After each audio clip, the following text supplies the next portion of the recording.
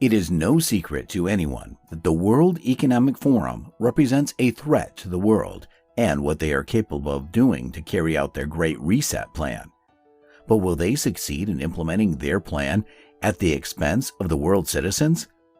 Everything seems to indicate that no, and that the influence of the World Economic Forum is gradually diminishing as people open their eyes and begin to protest. Do you want to know why the elites are entering into chaos? Subscribe to the channel and stay tuned until the end.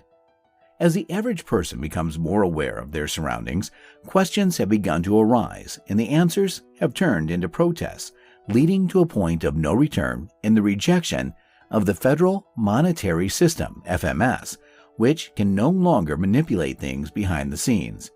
This has led to the decline of the FEM's influence and, of course, to its collapse. However, this saga is not over. The collapse of the FEM has just begun. In this video, I will explain as much as I can. Obviously, there are things I can't tell you here because I would risk powerful people shutting down my channel. What I can tell you is that central banks have always existed under the pretense that they are here to do good, that they are essential, and that without them, our financial systems would collapse. But in 2023, that is no longer true. The mask has been falling since 2008. Do you know why? Let me give you the short version of the story. The housing bubble bursts, over-leveraged banks fail, and the global financial crisis ensues. The Fed intervenes with policies like quantitative easing, which is basically printing money. The economy slowly recovers, but inflation remains low because much of the printed money is absorbed into asset prices. This is the beginning of the Fed's downfall. In 2020, the COVID-19 pandemic hits, crippling the world and pushing the economy to the brink of historic collapse. The Federal Reserve and other central banks intervened to provide stability, printing $10 trillion in over 2 years. This abundance of liquidity prevented asset prices from falling, but it also raised concerns about inflation. Despite warnings from independent investors and economists, the mainstream media, the government, and the Federal Reserve dismissed concerns about inflation.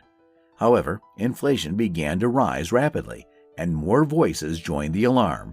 The Federal Reserve initially downplayed the elevated inflation readings, but 6 months later, the Consumer Price Index, CPI, had risen significantly. Eventually, the Federal Reserve was forced to admit that it had been wrong to consider the inflation to be transitory. But they denied the blame, blaming greedy corporations and Putin for the rise in prices. They ignored the trillions of dollars that had been printed. Interest rate hikes shook the economy and stock markets plummeted. Without any positive news, it wasn't unreasonable to think of a recession. This time, the Fed would be solely responsible, and the Fed would only be trying to cover up its monetary policy failures. It was at this point that the average person began to see the Fed as the enemy, an institution that only cared about the wealthy and not the average person. Everything would have been different if they had made corrections in time and not waited a year to admit their mistake. The mainstream media is silent. Why is the New York Times still silent in 2023? There is much to ponder.